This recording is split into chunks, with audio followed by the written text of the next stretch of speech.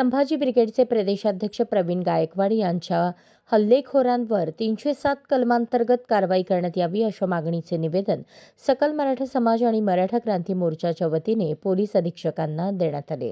राज्यातील मराठा समाजाचे प्रेरणास्थान म्हणून संभाजी ब्रिगेडचे प्रदेशाध्यक्ष प्रवीण गायकवाड यांच्याकडे बघितले जाते।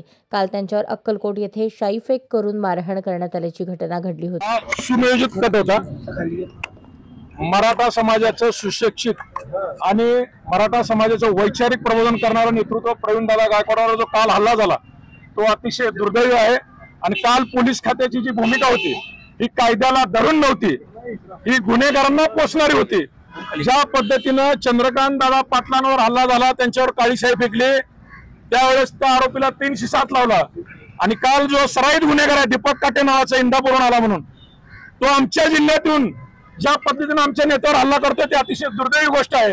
आणि आज पोलीस अधीक्षक साहेबांनी निवेदन पण सांगितलंय की या केसमध्ये त्या गुन्हेगारावर स्थानिक गुन्हेगारांची नावं नाहीत ती ऍड करून त्यांच्यावर सगळ्यावर जे कलम प्रवीण दादा चंद्रकांत दादा पाटलांना लावले त्याच कलमाने त्यांच्यावर या हल्ल्यामध्ये सराईत गुन्हेगारांचा समावेश आहे।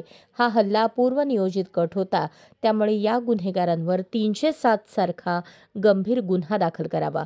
काल अक्कलकोट पोलिसांनी हल्लेखोरांना ताब्यात घेतले असून त्यांना पोलीस VIP ट्रीटमेंट देत आहेत।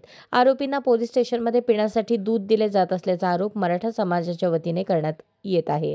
तत्कालीन सोलापूरचे पालकमंत्री चंद्रकांत पाटील यांच्यावर शाईफेक झाल्यानंतर आरोपींवर 307चा गुन्हा दाखल झाला होता। तसाच गुन्हा या हल्लेखोरांवर दाखल करावा अशी मागणी देखील यावेळी करण्यात आली आहे। अन्यथा अक्कलकोट शहर बंद करून सोलापूर जिल्ह्यासह राज्य बंदची हाक देण्याचा इशारा यावेळी देण्यात आला। अशाच नवनवीन अपडेटसाठी जनता राज्य न्यूज चॅनलला सबस्क्राईब करा, लाईक करा आणि शेअर करायला विसरू नका।